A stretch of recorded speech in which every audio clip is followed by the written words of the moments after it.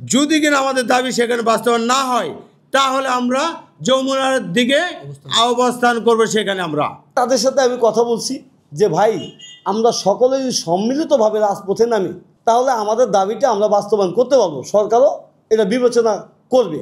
তো আলহামদুলিল্লাহ আমরা সেই দাবি দেওয়ার পক্ষে সবাই আছে, সবাই সম্মতি গ্রহণ করছে। 1 বৎসর অতিবাহিত হয়েছেন না, আমাদের দাবি বাস্তবায়ন করে নাই। তাই আমরা আমাদের চার দফা দাবি, এই সরকার যদি কিনা আমাদের দাবি আগামী 72 ঘন্টার মধ্যে এই ডেটের আগে যদি তারা আমাদের দাবি বাস্তবায়ন করে তাহলে আমরা সেই আন্দোলন থেকে আমরা সরে আসবো ইনশাল্লাহ। যদি এই সরকার আমাদের দাবি বাস্তবায়ন না করে তাহলে আমরা বৃহৎ কর্মসূচির দিকে আমরা চলে যাচ্ছি।